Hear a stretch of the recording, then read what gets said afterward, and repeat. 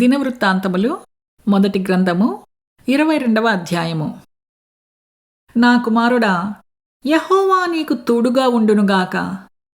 నీవు వర్ధిల్లి నీ దేవుడైన యెహోవా నిన్ను గూర్చి సెలవిచ్చిన ప్రకారముగా ఆయనకు మందిరమును కట్టించుదువుగాక.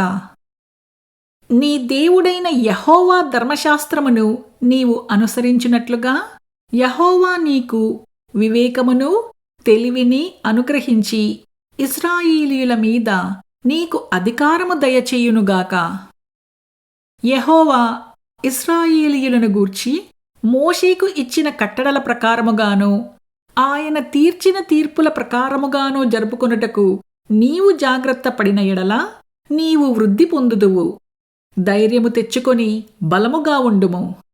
భయపడకుము, దిగులు పడకుము.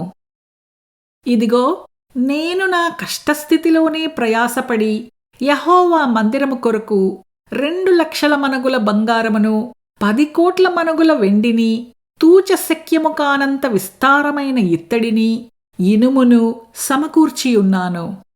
మ్రానులను రాళ్లను కూర్చియుంచితిని. నీవు ఇంకనూ సంపాదించుదువుగాక. మరియు పనిచేయతగిన విస్తారమైన శిల్పకారులను, కాశీపనివారును, వడ్రవారును, ఏ విధమైన పనినైనను నెరవేర్చగల మంచి పనివారును నీ యొద్ద ఉన్నారు. లెక్కింపలేనంత బంగారమును, వెండియు, ఇత్తడియు, ఇనుమును నీకు ఉన్నవి. కాబట్టి నీవు పని పూనుకునుము. యెహోవా నీకు తోడుగా ఉండునుగాక. మరియు తన కుమారుడైన సొలొమోనునకు సహాయము చేయవలెనని దావీదు ఇశ్రాయేలీయుల అధిపతులకందరికిని ఆజ్ఞాపించెను. ఎట్లనగా, మీ దేవుడైన యెహోవా మీతో కూడా ఉన్నాడు కదా. చుట్టూనున్న వారి వలన తొందర లేకుండా ఆయన మీకు నెమ్మది ఇచ్చియున్నాడు కదా. దేశ నివాసులను ఆయన నాకు వశపరచియున్నాడు. యెహోవా భయము వలనను ఆయన జనుల భయము వలనను దేశము లోపరచబడియున్నది.